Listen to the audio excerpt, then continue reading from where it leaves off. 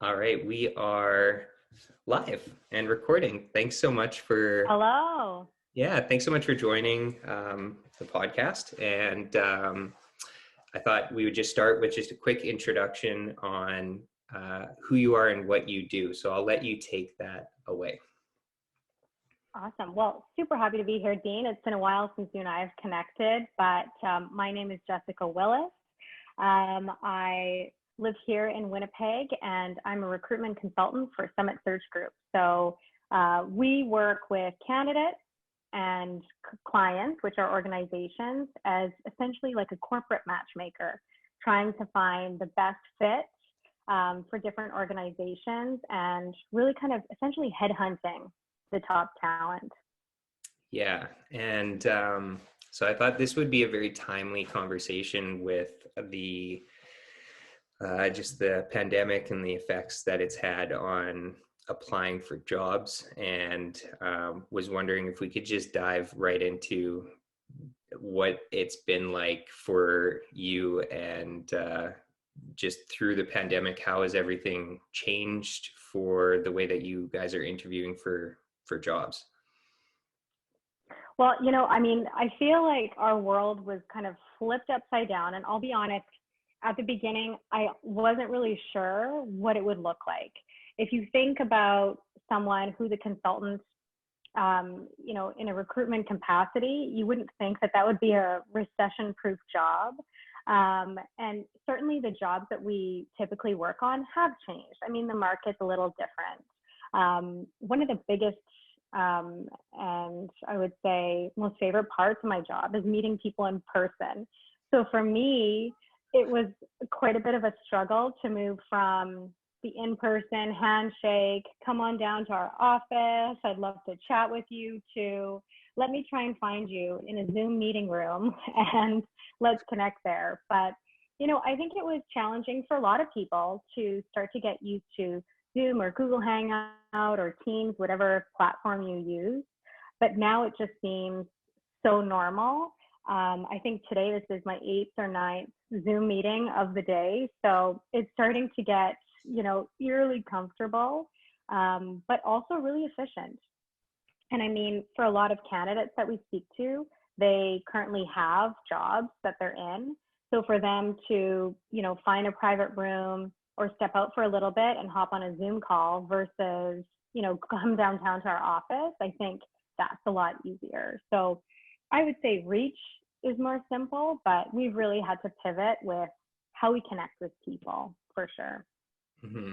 And have you found that before I ask this question, I want to give you the opportunity to maybe debunk any myths around your job. And maybe we were talking a little bit before we hit record about like maybe people's perceptions of what it is you do. So what are some common like myths out there on like questions that you get about like, so what do you do and like how does it work?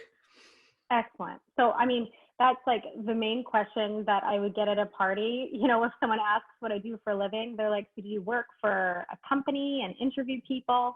So essentially what a recruitment consultant is in a agency or a third party capacity is we are hired by companies to find talent.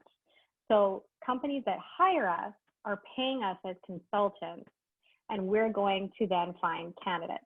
Now, a huge question I always get asked is, do I pay you? Or like, how does this whole process work? And a candidate who is open to a new opportunity would not be compensating me for, a recruitment involvement. So what we do is we'll meet candidates, typically those that are passive and not, always looking for a job, but someone who's kind of open for a change and has a really good idea, or maybe not a good idea of what they want to do, but they know that's kind of the direction they want to go. And we talk a lot about their motivation, what has them open to a change, what are they looking for, culture, scope, compensation, all of that. And if we're working on something that aligns with that, amazing. Timing is perfect. And, we can start talking about that opportunity and if that would be a fit. Now, more often than not, I'm meeting amazing people, and we might not be working on a specific opportunity that aligns with what they're looking for, but I work really hard to keep in touch with them and keep them in mind so that when something awesome comes up, I can give them a call and see how they feel about it and if we want to move forward. And I think for me, while a lot of people want something right away because they might be looking or they might be itchy, I think the best approach is really, presenting different opportunities and kind of seeing what they like, what they don't like, and learning a bit like that. And, I alluded to me being like a matchmaker, but that's what it is. It's kind of like dating, but you're working with a third party to try and figure out what you like, what you don't like, what industries you're passionate about, different responsibilities that you wouldn't be crazy about. And so it's kind of a constant process that we go through. For sure. And then have you found that people are reaching out to you like when they need something and sometimes it's too late? Like, do you wish that more people actually got in contact with you before they're looking and just kind of be like, hey, I'm Dean, I'm in this field, here's what I'm not necessarily looking right now, but just in case you want to like keep me in your, I was going to say Rolodex, but just keep me in your your database of potential clients. Is that something that you wished more people would do in advance, not just like last minute? I do. And I mean, but that works better for me. It might not work best for everybody else. And I don't know the exact statistic, but a lot of our clients that we work with are asking us to find candidates in the passive market because that's kind of our differentiator. If you own a business and you post a job, your pool of candidates are those that are actively looking or, on that site, and they can see that there's an opportunity. The rest of the people are too busy being engaged at work or connected to what they're doing, and they have no idea. So essentially, we're like the marketers of the HR world. So we're going out and marketing this opportunity. Often we'll put together a presentation for candidates so that they can learn about a company and see if it's something that they would be interested in. But I talk to people at very different stages. So sometimes someone will apply for a job at the very end and they're like, this is my dream job. And we're already at the point where there's an offer. So I'm like, okay, this isn't, the opportunity for you, but I want to talk to you because when the next one comes up, I already want to be connected and understand better what you're looking for. So, I encourage if you are employed and you're happy in your job, but maybe there's less progression where you are, or you want to move to a different area and that opportunity isn't possible where you are, then yes, I would love an introduction.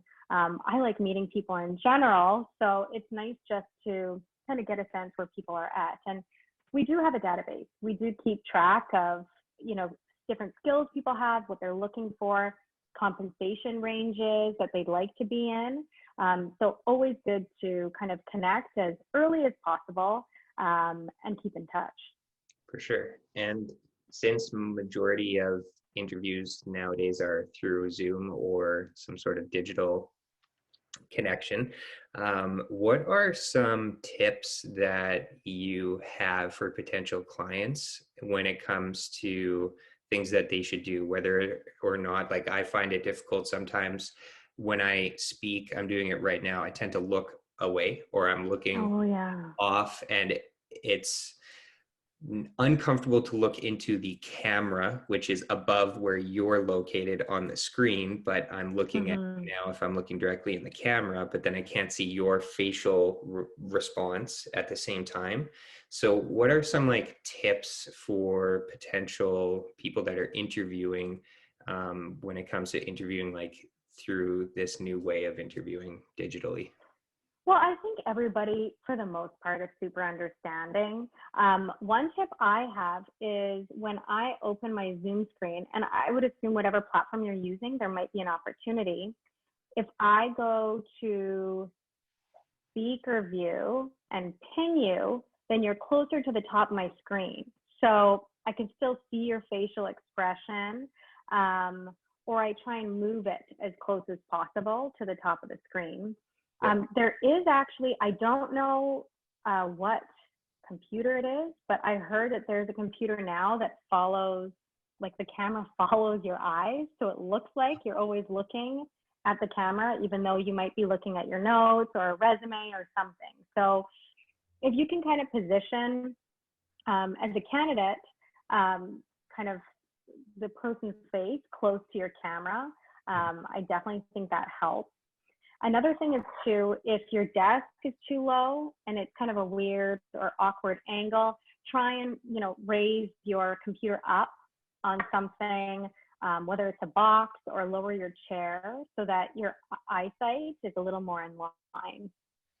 Yeah, that's a good. Actually, there's a few other things. Like, I suggest this to candidates that are interviewing over Skype. So I've interviewed a lot of people in a lot of very interesting places. So one candidate had me on his lap in his car while he was driving.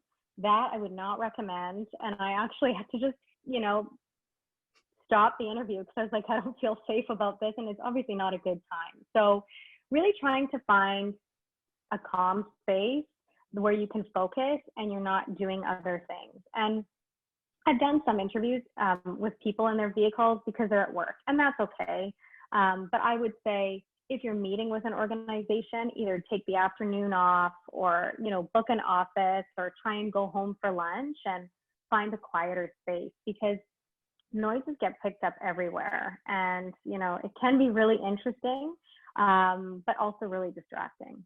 Totally. Kind of the similar to the height of where your camera is. I mean, if you do a comparison of, say, like a good selfie, you're gonna do it like up high and Oh not yeah. low, where you can like catch like Yeah. a double chin or something. So it's good to have it raised where you're looking down on yourself, or eye level. Mm-hmm.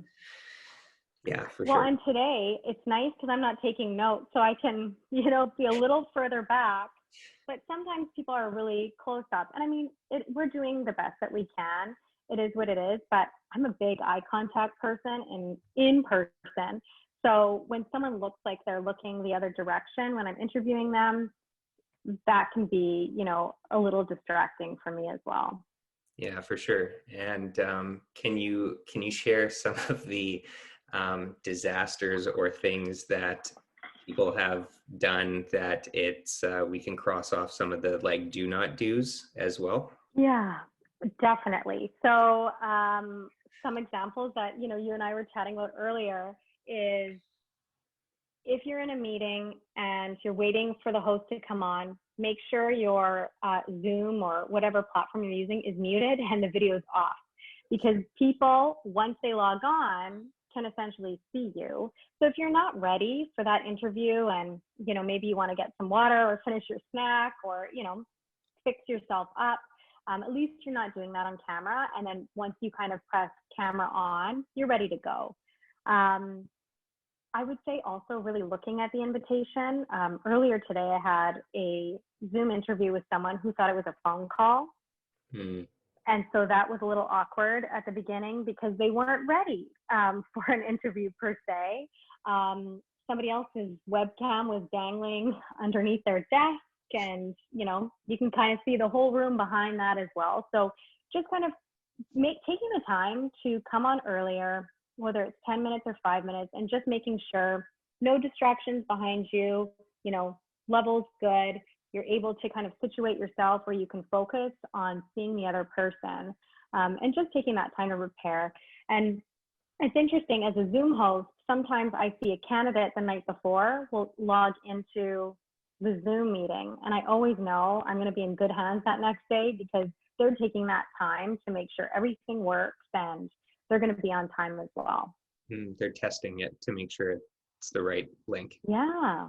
Yeah. That's good. That's Yeah. good. Mm-hmm. And you're looking for positions, just to give a little bit of context for like who should be reaching out to you. Is it really everyone, and are you looking for all different types of jobs in different sectors, or do you focus on like particular sectors? So, interesting question.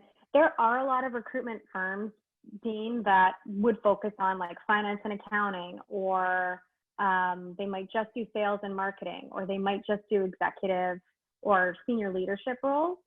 Summit Search Group is extremely general in our approach because to us, the process is the same. It's just how we find people, through what networks, through what means, that would be different. And we actually really prefer doing it that way because it keeps things really interesting.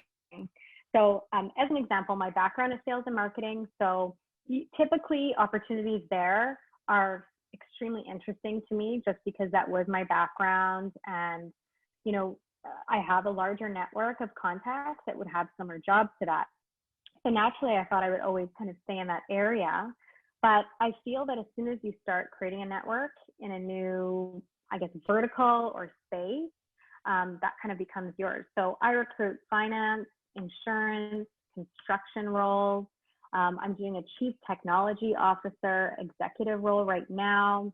We just finished a senior project manager role, and these are all completely different industries. So I would say it ranges really from mid to executive level.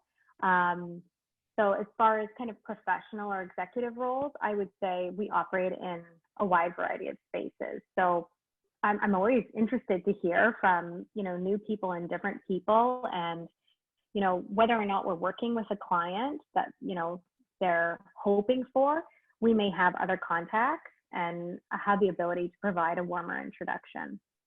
Yeah, and in terms of now that a lot of jobs have gone remote, talking about geography as well, is it also, I know you're located in Winnipeg, are you only filling positions in Winnipeg or Manitoba, or are you also branching out and filling positions across Canada? So, great question. Typically, we're doing mostly Manitoba and Saskatchewan. There's 3 of us in this territory in Summit Search Group, but Summit has other offices throughout Canada. So if we're working with a client and they're a national client and they say, you know, we'd like a sales representative in Toronto, I would then refer them to our Toronto team because they have that network and that reach in that area.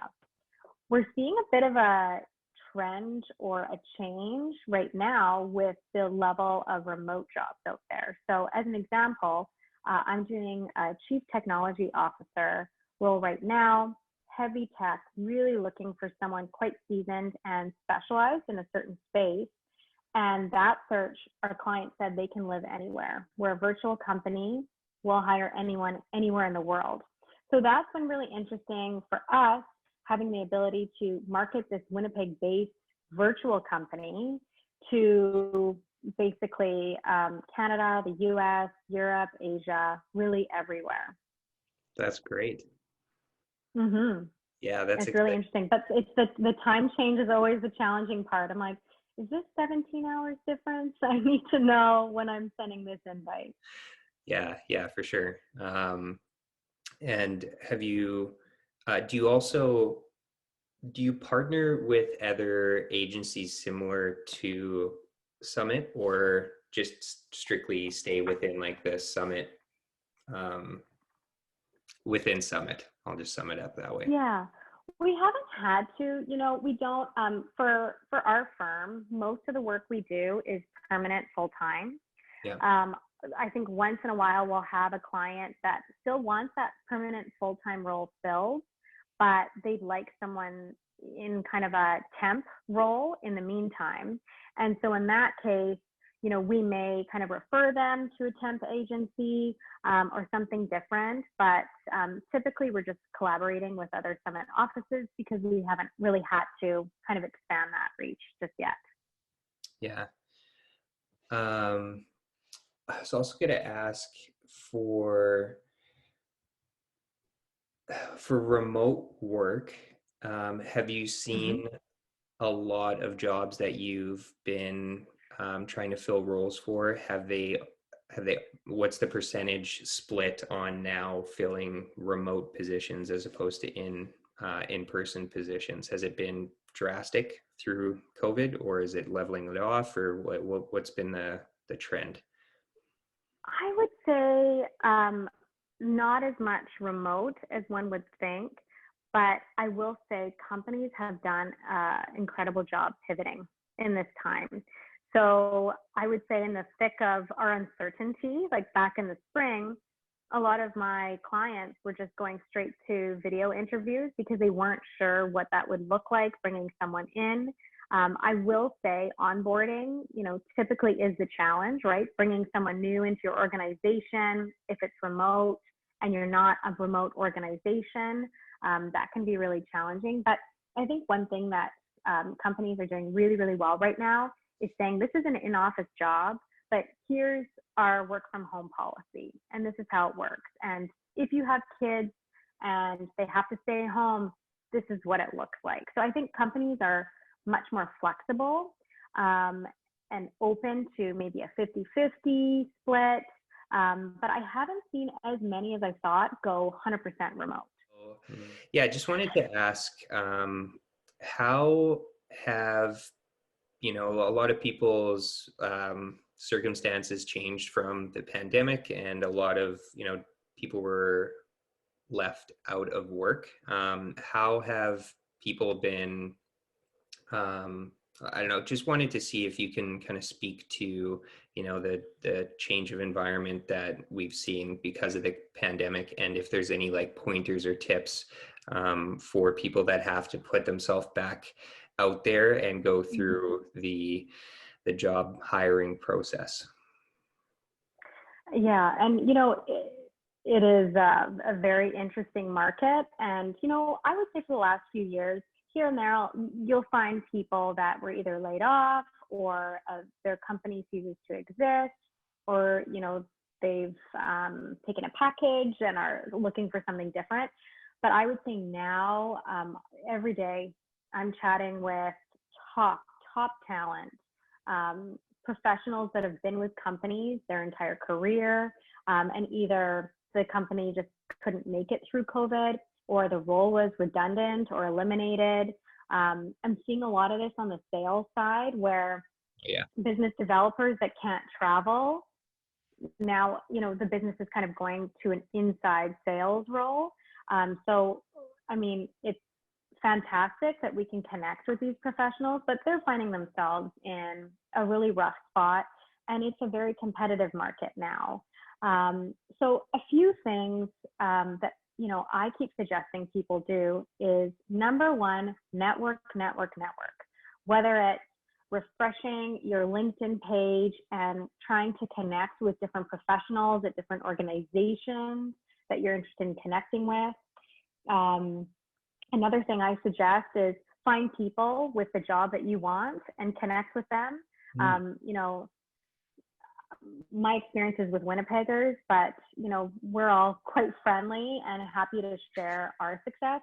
I get asked quite a bit how I got into my role, if I had to take any courses, what my education is like, what that looks like. And I'm always happy to, share my journey, because other people have done that for me. And I think it's really important to pay it forward.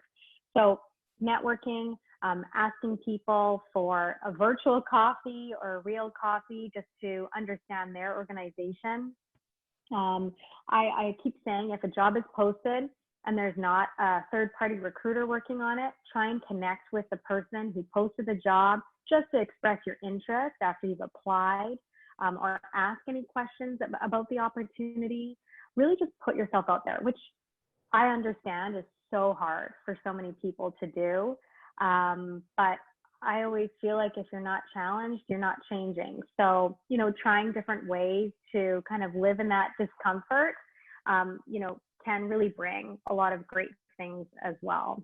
Some other things, if you are, let's say, in marketing, and you've been in more of a traditional account manager role, and you really want to brush up on your digital marketing skills, take a course online, find different workshops or certifications, or maybe you go back to college or university and really kind of sharpen those tools. Because I feel like a lot of companies will ask, tell me about this gap in your resume. What have you been up to?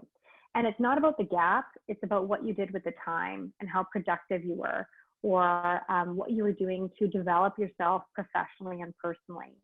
So really kind of reinvesting in yourself and taking this opportunity or this space as a time to really reflect and realize maybe I want to go a different direction with my career, or maybe I really loved what I was doing and I want to make sure that my resume is just impressive, or my interview skills improve, or I've read a bunch of books on business development and now I feel like I have tools necessary to be more successful in a job like that.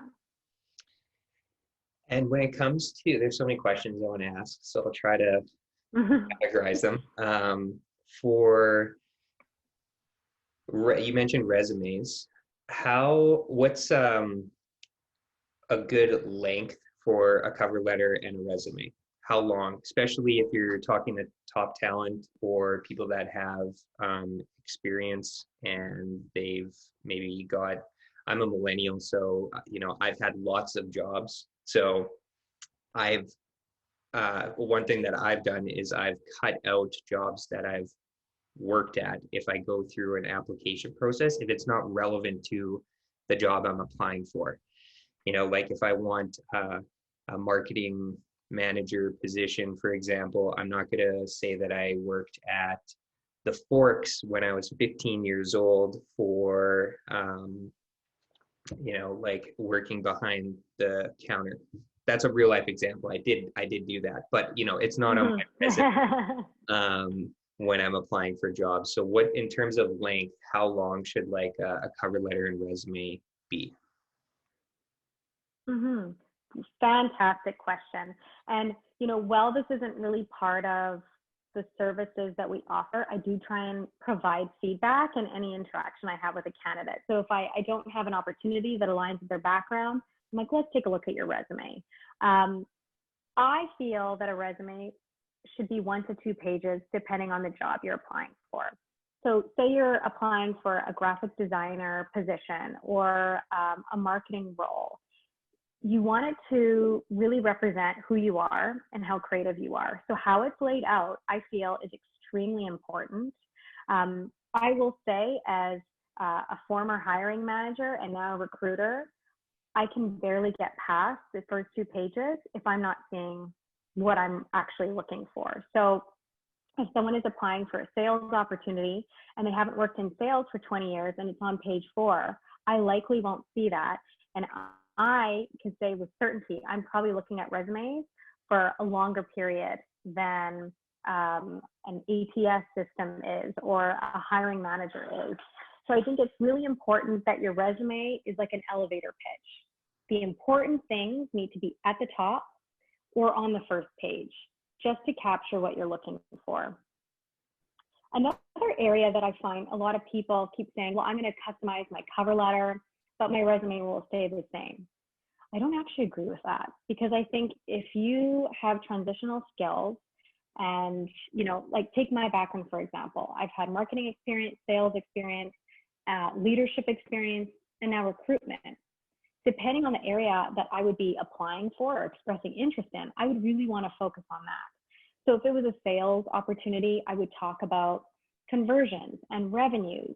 If it was a leadership opportunity, I would talk about size of teams that I've managed and how well we did as a group. If it was a marketing opportunity, I would include maybe a link to a portfolio of some of the work that I've done. So I feel that you really have to customize it for the role that you're applying for.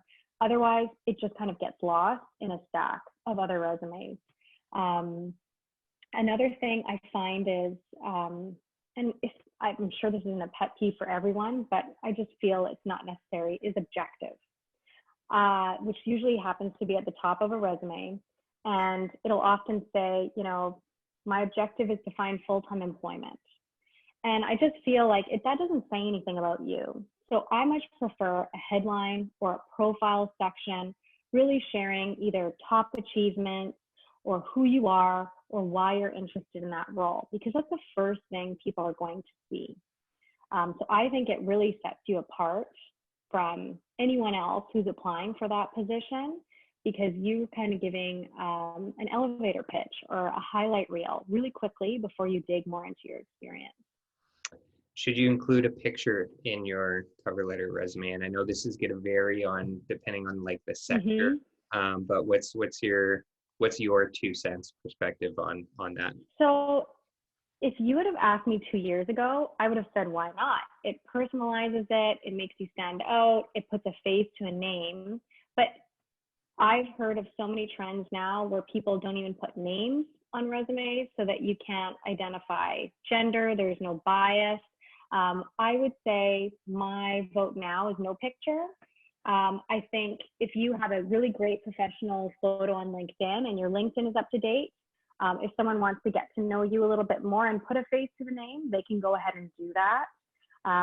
Often I suggest at the top putting your LinkedIn handle so that people can go and see a little bit more about your background, or perhaps you're endorsed for different things, or you might have really exciting connections.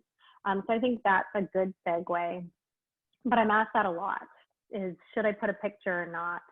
Yeah, and I think I would highlight if you do put a picture, I would try at least to include a picture that was taken by like a DSLR or like a high, like a better than your phone camera quality picture. Selfie. Mm-hmm. Yeah, better Mm-hmm. than a selfie. I think you can clearly tell the ones that are taken from phones as opposed to not phones. I'd say like the Mm-hmm. majority, but yeah, make sure you have like a high quality photo if you do. I also You wanted, know, it's interesting. Oh, sorry. no, go What I ahead. was going to say is about 8 or 10 years ago, when I was a hiring manager, I worked for a developer. And back then, that was when, you know, you might have a marketing coordinator, but not a big team. So we had a position open for a marketing coordinator. And I got a lot of resumes. And one in particular was one page, very pared down, had a picture, and had a section about uh, her personal life. So I learned really quickly that she likes kale smoothies. She had 2 wiener dogs, and she liked to do yoga. And that 8 to 10 years ago was the first time I had seen anything really remotely personable about someone. And because of the job, it was a marketing coordinator.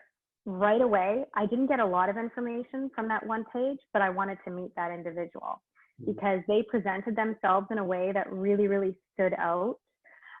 She did have a formal resume, which she sent me after, but that one pager, I still remember it because I hired her, really kind of popped out to me. And that was really unheard of back then. So I think there's different ways to personalize your resume, maybe without using a photo, you know, and trying to really kind of create that experience for the person who's receiving it. For sure. You had mentioned LinkedIn before when it comes to Mm-hmm. networking, and I wanted to dive into that a little bit deeper.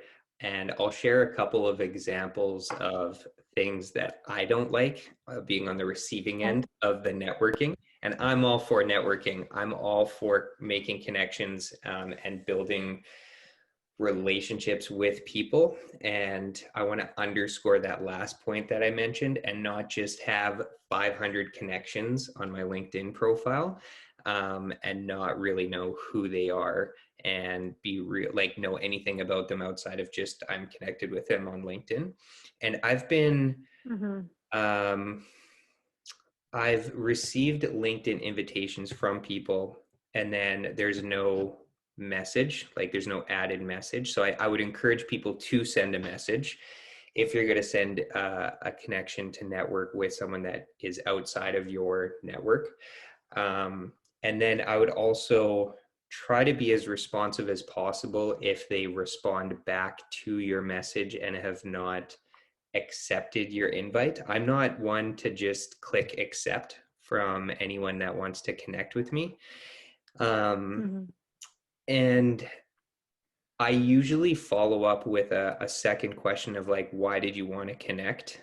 And try to kind of get like their objective. I got one recently, and it's like this individual was an entrepreneur that had just written a book, and they have over 500 connections, and they're they wanted to connect with me and then send me a copy of their book, and then said, would you prefer this like to be emailed as a digital ebook, or would you like me to send it to like the physical hard copy book to your address? And I thought pretty smart as like a lead gen, because he might be Mm-hmm. just building an email database, and you get an email or an address out of someone and I get a free book. So that's great.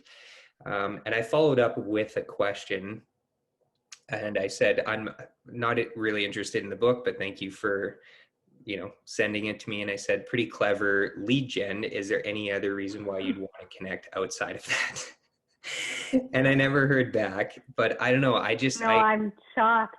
Yeah. So I want to spend a little bit of time on like, how do you think the Mm-hmm. best way to actually connect and network on LinkedIn, other than on my end, it's obvious, it's actually like show interest and have a little bit of a conversation with that person above and beyond just wanting to connect with them because they're in your industry.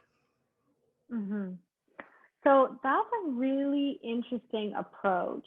I'm really happy you shared that. So I think for me, I've had a LinkedIn account for a long time, but like many people I connect with, I didn't use it that often. And I really didn't understand what I was using it for. And I have to, talk to people about this a lot. It's a marketing tool. Mhm. It's a way to say, hey, this is what I'm interested in. These are the opportunities I've been involved in. This is what I'm passionate about. Here's some articles I really like. Really want to endorse these people because they were amazing to work with. It's a networking and a marketing tool, but it's only as good as the information you put on it. So if you have an account with your name on it and you haven't updated it in 10 years, you won't get any benefit out of it because you're not actively using it. I would say I'm one of those people that has a lot of connections, but for me, it's about having a greater network so that I can market those opportunities. So I don't know every single person who I'm connected with on LinkedIn, but the goal is at one point or another, we can connect and I can learn a little bit about you. A few months ago, I actually posted right at the beginning of COVID and said, I'm here to meet new people and to talk about your career. And the amount of emails I got following that was really positive. And it took a little bit to get through, but people just want to connect. And I think there's a lot of soliciting that happens on LinkedIn. I've had some weird personal, instances where I'm like, this is a professional, platform, but I'm really impressed at the reach and how you can really connect and share articles and share perspectives and opinions with people all over the world. And you can really create the space you want. So perhaps if I wasn't in a business development or a networking role, I'd probably be taking a similar approach to you, Dean. And I'd really want to be, finding that value and creating relationships and seeing how we can work together or partner together. But I think because of my job, I'm really just trying to gain insights into a larger audience.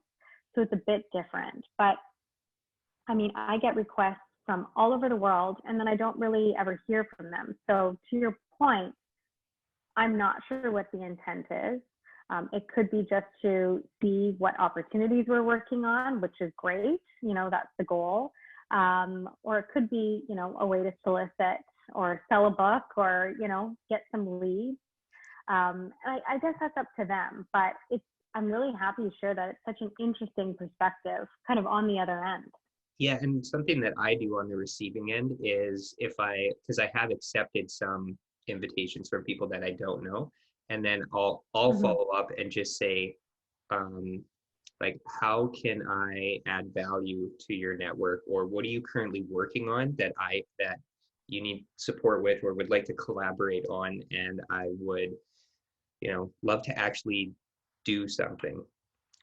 So I think just Yeah. like, how can I add value to your network. And like some people's response originally, because I think a lot of people are just like, oh, I want to connect with that person because whatever reason, but they just want to connect and have that person in their network, and they haven't really thought past that thought. And I think underscoring the importance of maybe conscious networking, just be conscious and aware of like what you're doing and how you are reaching out to people, and what is the purpose. Is it just like a me selfish, I'm going to get something out of this, and like what are they going to get out of it as well? So trying to make it as like Mm-hmm. beneficial as possible, I think is important. And I wanted to And I really like that. And I mean, when you request to connect with someone, it always does encourage you to leave a note. And I appreciate that, because sometimes people will connect with me and say, I'm passively looking, just wanted to connect, as I'm aware that you post jobs here, or just wanted to introduce myself and see if we can have a virtual coffee or a quick call. And I really appreciate that, because then they, really present themselves with the intent of what they're looking for out of this relationship. Yeah, and it can also differentiate you from being like a robot, because there's like, like LinkedIn has on the recruiting side, they have like sales navigator, LinkedIn sales navigator, and you can like search for people with certain job titles in certain sectors, geographic locations, and then you can send out invites to those people. And usually it seems kind of like not that tailored. I think it's trying to be tailored, but at least on my end, I'm aware, I know how that stuff works, so I can kind of tell the difference between whether this was an individual that wanted to connect, or like an individual that's trying to connect through Sales Navigator, and they're just like, I'm one of many that they're trying to connect, and they have some sort of end game. Yeah. And that's a struggle on my end, because I'm reaching out to such a high volume of professionals that are segmented.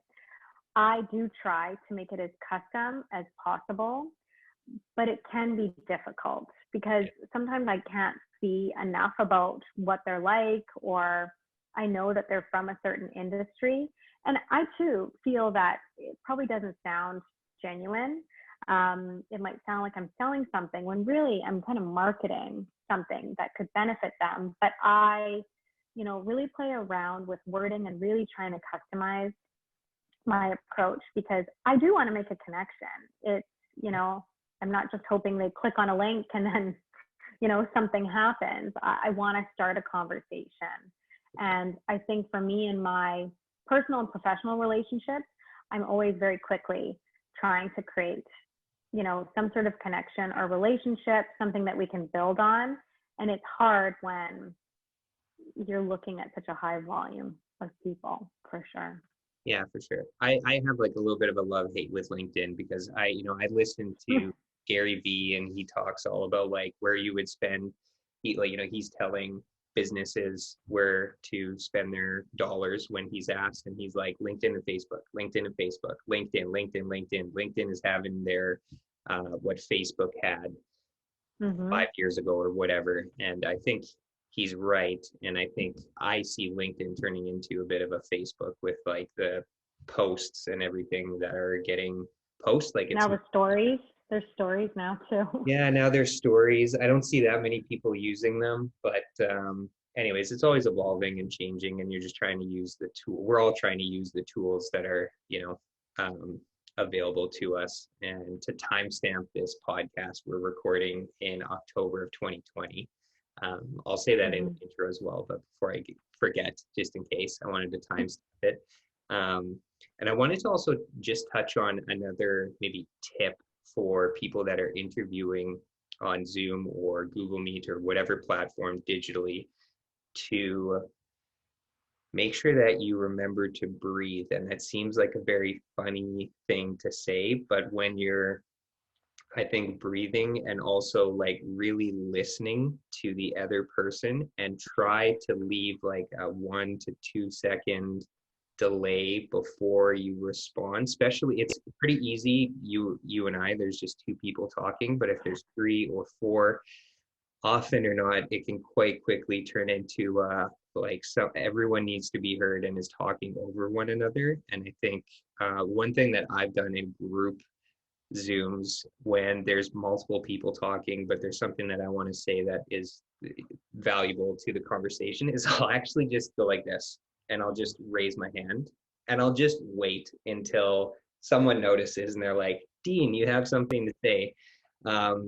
And so I think just like a good tip, or like proper etiquette, is to try to reduce, and it's hard over Zoom, the try to reduce the amount of time that you talk over one another. And yeah, it's tough to do, but it's good. Well, there's only two of us, and we keep managing, right? So, and earlier on, before we started this, there was some delays, right? That can be distracting, and then you're not sure if they're finished, and why isn't he laughing at that joke? That was really funny. And it can be a little awkward. I was actually in a course last week, and there was 20 other people on a Zoom, and everyone was muted when the facilitator was speaking.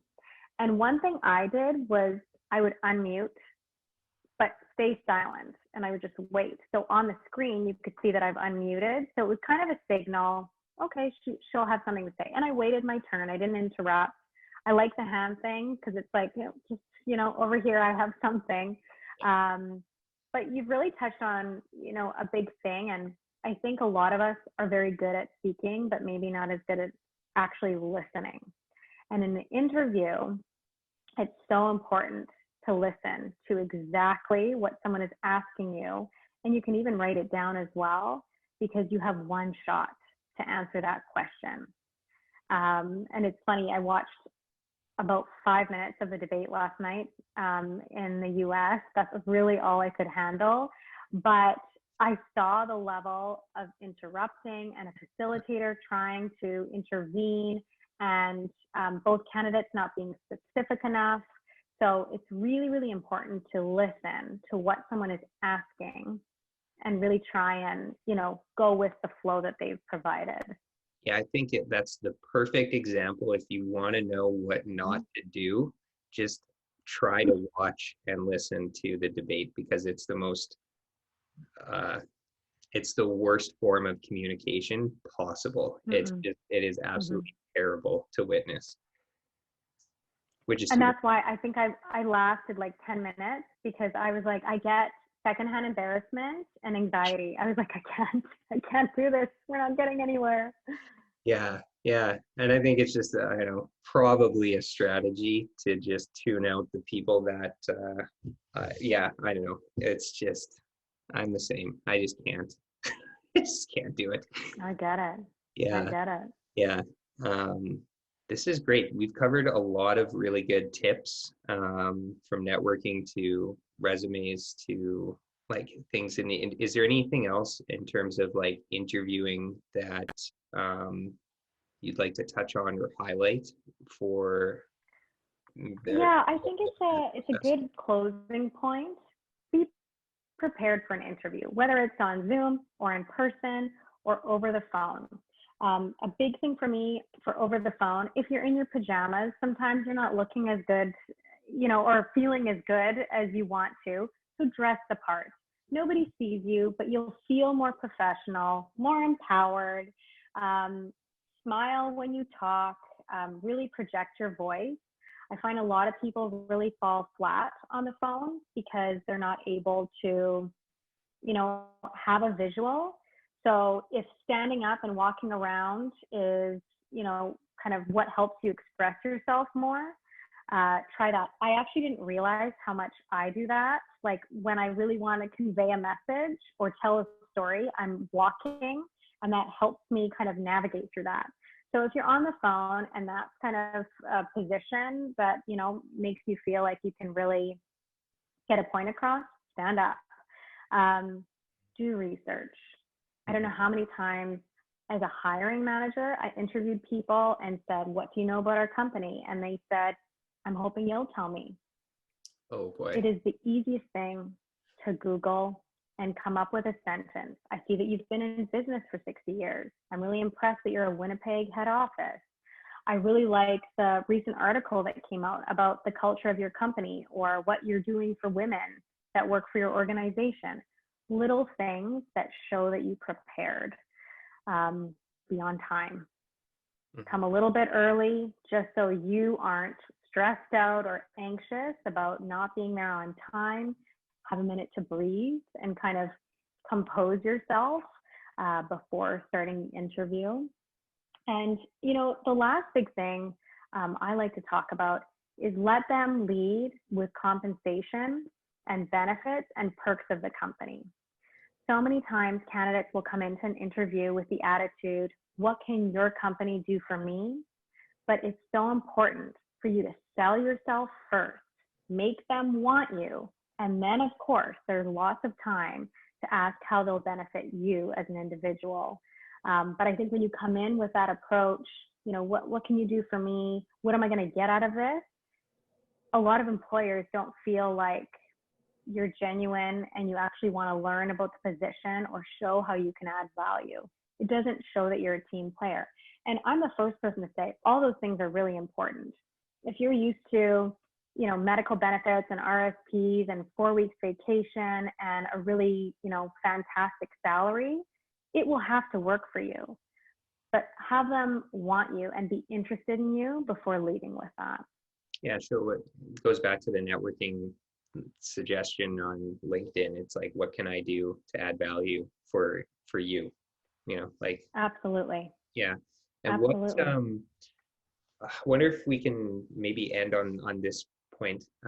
Maybe not, we'll see. But when should money be discussed in like, and I don't know if because you might not be the end like decider, you might be the middle interview, and then they interview with the actual company hiring person. But when do you think money should be discussed, and how do you suggest talking about money? Great question. Very popular question as well. So I'm glad you brought it up because I'm sure anyone who's listening probably has been thinking about this previously. So if you're working with a recruitment consultant like myself, so that means a third party, someone who's an extension of the business, not a part of the business, that individual is a consultant for the company and they are there to facilitate the process, to present you as a shortlisted candidate and to help you negotiate. So from the minute I start working with a candidate, I usually say to them, unless the employer or the hiring manager brings up money, I would leave it and let me deal with that. And what that does a few things. It keeps it organized. So typically when I present candidates, I try and lead with what they're looking for because then it's a waste of everyone's time. But let's say it's a range. And you're saying, I'm looking for between $60,000 and $70,000. I'll say, they'd like to learn more about the opportunity, but here's a range that they might be comfortable with. When we get closer to an offer, if compensation hasn't been discussed in any of the interviews, then I would say, what are you planning on offering them? And can we talk about it before you put it on paper so I can share with you kind of how they'd feel? And that tends to go really well because I'm taking the awkwardness away from the candidate. They don't have to, go through that dance of, I don't want to undersell myself. I don't want to leave anything on the table. I don't want to ask for too much and then get removed from the process. So when you have a third party negotiating on your behalf, we have more information. We understand a little bit more what the employer's range is. And you might say, I absolutely need 60, and I speak with the employer early on and they say, we'll never be able to pay them that. Then I share that early on and we don't have to go through 2 or 3 interviews. If you're not working with a recruiter, I would hope that the organization, whether it's in the first interview or second, would ask about salary expectations or where you're at currently for compensation. Some organizations will send out a survey before your interview and ask these questions so it doesn't have to be done in person, which sometimes kind of helps alleviate that awkwardness as well. So I would say always wait for someone else to bring it up. Most organizations will, or if you're working with a recruiter, certainly talk to them about what you're looking for. And if you're working with a great recruiter, they will ask you that very early on to make sure it's the right opportunity for you. Mm-hmm. Now, a bigger question for me is, a lot of candidates will say, I really want the job, but I don't want to give a really big range, because what if they pay me on the lower end because they think I'm flexible? What if I say a number that's too high and I'm no longer in the running, to be a contender for this role? So one thing I have found that has worked well for me, and I've seen it work well for others, is if I was applying for a job, I was in an interview, you were asking me, what are your salary expectations? It's always awkward, and there's always a pause, and someone will say, oh, I'm not sure how to answer this, and I really want the job. But I would lead confidently and say, in the last role that I held that was similar to this, or in my last involvement with X company, I was earning a salary of $60,000. I really am interested in this opportunity, so I'm flexible if that's in your range or not in your range. But either way, I would like to hear more and be considered. So you're saying two things. You're showing what you were paid previously and, kind of what value you bring. But then you're also saying, I'm open and I'm really interested. So can we have a conversation about it? So if you as the employer said to me, you know what, Jessica, our compensation band doesn't go higher than 55,000, at least it gives me an opportunity to say, well, it checks off this box for me and this box for me. So I'm willing to, take a bit of a step back because there's a huge growth opportunity. Mm-hmm. So it kind of keeps the conversation going. Whereas if you say I'm looking for $100,000 and nothing less, they might offer 95,000, but you might have kind of talked your way out of it. Yeah, does that make sense? Good. Yeah, that's good. And I wanted to spend a little bit of time talking about that, just in general, more on my podcast, because you even made the association of like awkward, like it's awkward to talk about money. I want it to be not awkward to talk about money. Mm-hmm. Like, I don't think we talk enough about money, and it shows because there's connotations like that around it. But I think it's important. We all need money. We live in a capitalist society, and I think having more the more conversations we have about it, the more comfortable we get, and hopefully it destigmatizes the attributes around the topic of money. So I think thank you for sharing those examples. Totally agree. Mm-hmm. Well, we have to ask for what we want. I think that skirting around the issue doesn't really help anyone. Mm-hmm. And, I'm kind of going on to a whole new topic and I won't talk too much on it, but a lot of times when I'm interviewing people as well, and this is just me as the recruitment consultant, people will lead with, I'm not boasting, or I don't want to brag, or, oh, I don't really feel comfortable sharing my achievements. And I typically respond with, this is a safe space. This is when you are marketing and selling yourself as the top candidate. This is when you brag and when you boast, and you can do it in a very modest way. But you need to lead with your value and what you offer. And now is not the time to be shy, because what you don't say could cost you an opportunity that you're really interested in. Yeah, totally agree.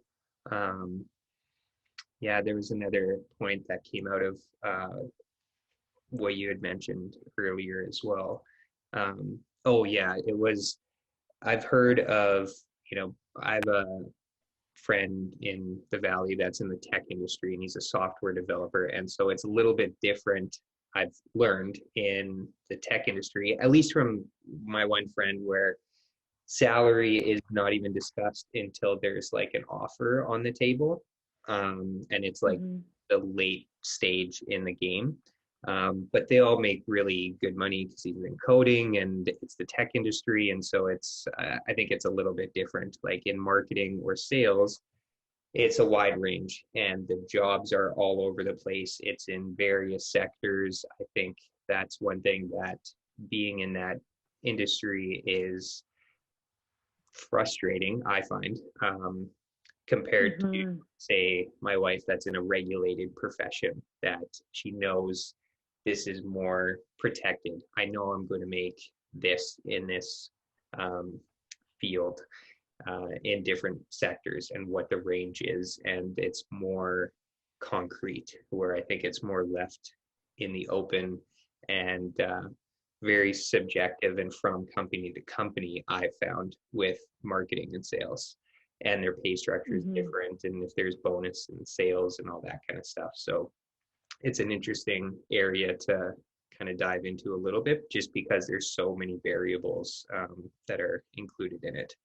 Um, but Phenomenal point. And yeah, if like I've done construction opportunities where they're looking for a project manager, typically there's a given range. There wouldn't be a lot of surprises there. But when I'm presenting a candidate, I still lead with what they're looking for. Site superintendent or anything that you need, a red seal for, or something more technical. Typically the range is similar, but it's still good to set that expectation, because sometimes we have clients that go through 5 interviews.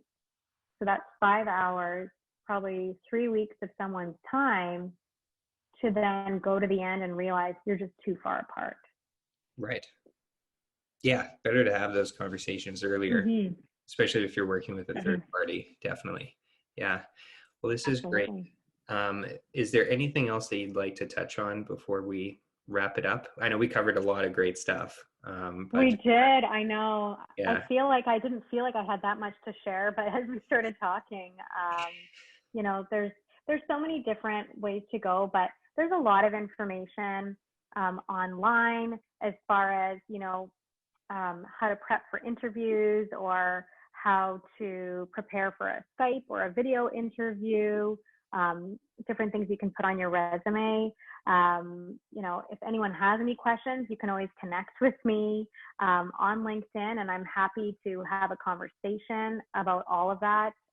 I'm really big on preparing people and making sure people feel confident, because that's how you really market yourself. yeah, totally. Absolutely. Well, I think this is a good place to wrap up. So thank you very much for Mm-hmm. coming on the podcast and sharing your insights. I'm sure a lot of people will find this valuable, and I'll be sure to add Oh, a I hope couple of so. links in the description of the episode. So thank you for your time. This was so much fun. Thanks so much for having me. And it was great catching up with you as well. And I hope you have a great weekend. Yeah, likewise. You too. Thanks, Jessica. Okay, thanks.